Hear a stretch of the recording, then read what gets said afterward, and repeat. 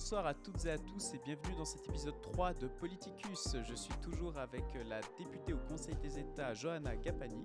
Dans cette deuxième partie, nous allons aborder plusieurs sujets, notamment le service citoyen et l'initiative sur l'imposition individuelle. J'espère que cet épisode vous intéressera. Vous écoutez Politicus. Ok. Alors, je vais faire un virage à 90 degrés et aborder une autre thématique complètement. En faisant mes recherches pour préparer ce podcast, je suis tombé du coup sur votre page Wikipédia, sur laquelle il était écrit la phrase suivante Madame Johanna Gapani défend un libéralisme classique et un féminisme de droite. Alors, je veux surtout revenir sur cet aspect féministe, car comme vous le savez, l'égalité homme-femme est notamment une des thématiques les plus importantes pour les jeunes générations aujourd'hui. Ça s'est vu avec les grèves, ça s'est vu avec les mouvements qui ont fleuri ces dernières années et avec les débats que ces derniers ont apportés. Est-ce que vous pouvez me définir et m'expliquer qu'est-ce que c'est pour vous un féminisme de droite? Comment est-ce que vous traitez, vous, l'aspect égalitaire dans les relations hommes-femmes? Bon, c'est très flatteur. C'est pas moi qui l'ai écrit. L'égalité, c'est la force et c'est l'opportunité de notre génération. C'est le grand défi aussi. C'était déjà un défi dans les générations passées. Je ne parle pas que des femmes. Il y a aussi l'égalité pour les hommes.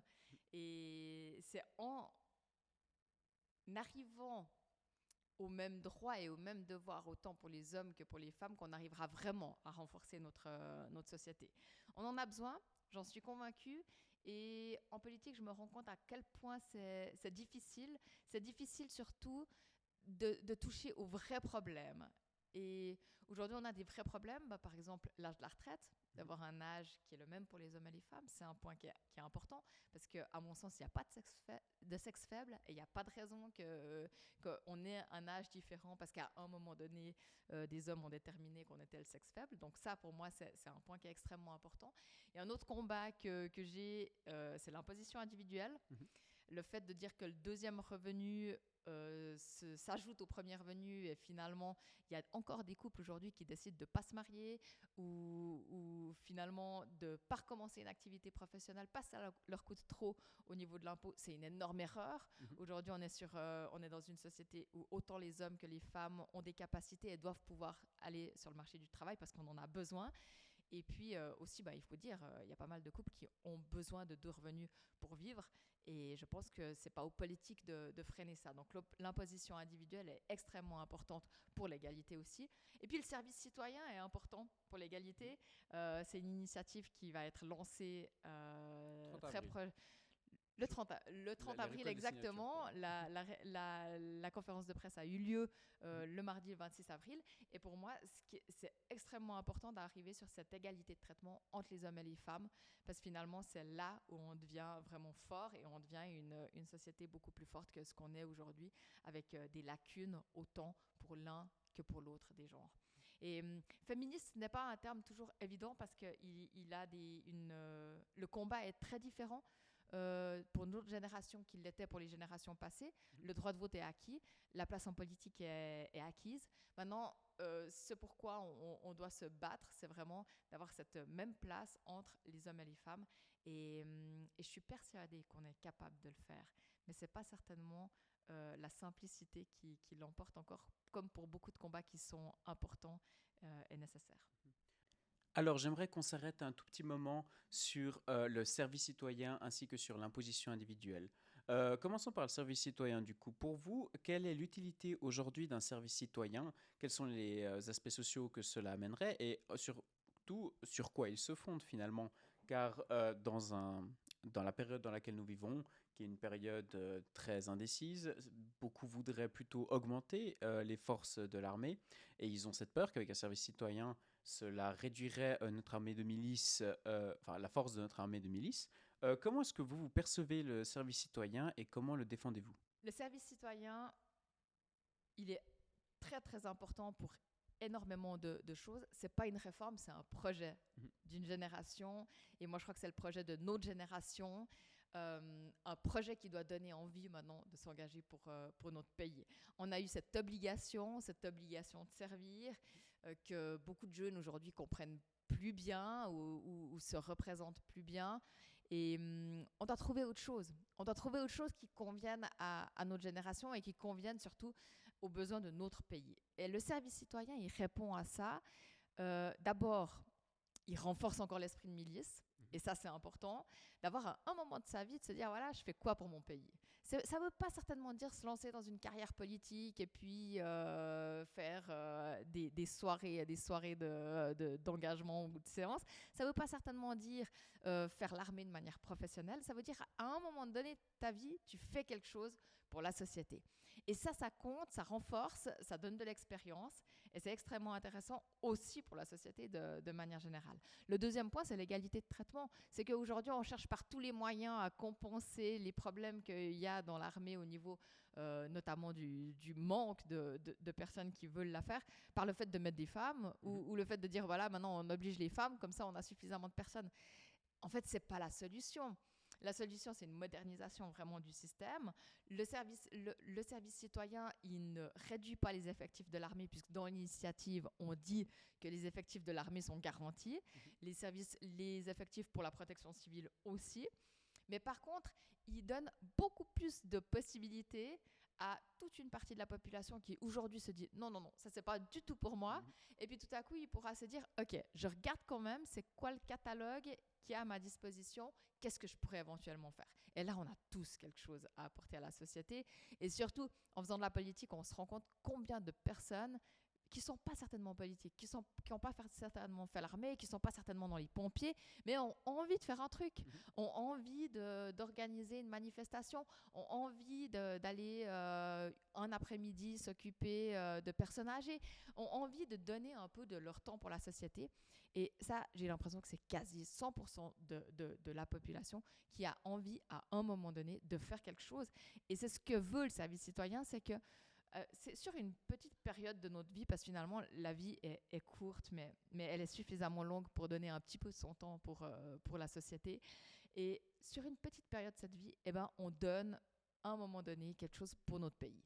Et c'est tout le projet du service citoyen, et je crois qu'il a beaucoup d'avenir. Oui, alors moi je suis aussi convaincu par le service citoyen. Les Jeunes Verts libéraux, on s'est positionné en faveur du service citoyen. Je vais quand même faire l'avocat du diable et vous poser la question qu'ont les opposants en ce qui concerne ce projet. C'est une question qui a pour base justement l'inégalité homme-femme. Du coup, l'argument est le suivant. Sur le marché du travail, lorsque un employeur engage un homme, il sait que cette personne devra à un moment donné s'absenter, soit pour faire son service militaire, soit pour faire les cours de répète, ou éventuellement, s'il a fait le service civil, il devra partir à un moment donné. Du coup, l'employeur qui engage cette personne, il sait que celle-ci va s'absenter à un moment au moins. Cela est à peu près compensé par le fait que du côté de la femme, il n'y a certes pas cette obligation, mais il y a aussi le congé maternité, qui fait que si tout à coup cette personne tombe enceinte ou prévoit d'avoir un enfant, ou ne prévoit pas mais simplement un enfant, elle peut demander, encore heureux, son congé maternité, et de ce fait-là, elle part aussi à un moment donné et elle ne sera plus disponible pour travailler.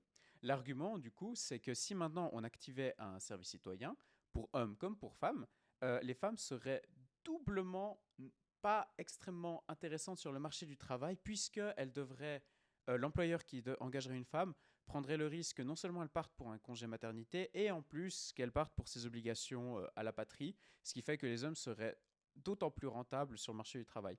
Je trouve que c'est un argument assez pertinent qui, honnêtement, pourrait se résoudre simplement par l'instauration d'un congé parental qui me semble essentiel au jour d'aujourd'hui. Mais vous, comment est-ce que vous répondez à cela? C'est évidemment un problème si on met la tête dans une petite lorgnette et qu'on regarde uniquement la situation aujourd'hui. Et c'est pas notre rôle.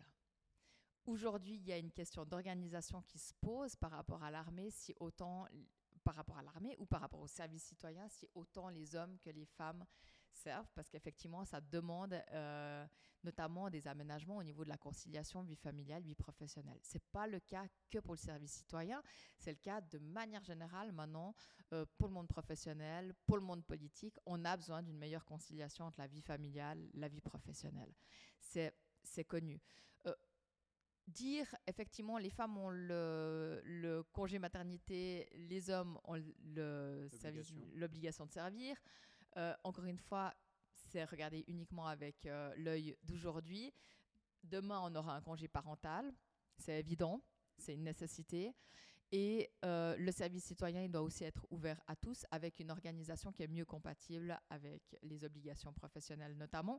Ça veut dire les obligations professionnelles dans une entreprise, c'est un point, mais aussi pour les indépendants en particulier, puisque c'est eux aujourd'hui qui sont dans une situation souvent la plus compliquée quand ils doivent effectivement aller servir. Donc voilà, il y a des aménagements qui sont nécessaires, il y a des aménagements qui sont possibles. Mais le service citoyen, c'est le projet, je pense, de notre génération. Et le congé parental, d'ailleurs, ça le sera aussi. Oui, alors je vous propose qu'on change de sujet, qu'on laisse le service citoyen derrière nous, simplement par manque de temps, et qu'on s'attaque directement à l'imposition individuelle, également un projet de loi que les Verts libéraux soutiennent avec ferveur, dont la récolte de signatures a déjà commencé, je crois. Oui, elle a déjà commencé.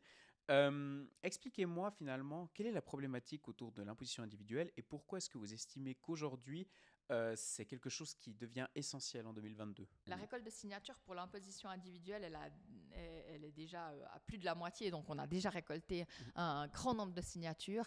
Les échos sont extrêmement positifs, les gens ont envie de l'imposition individuelle. Surtout, c'est un système qui est transparent. Chacun est imposé en fonction de son revenu. Donc ça, c'est très clair, c'est très transparent.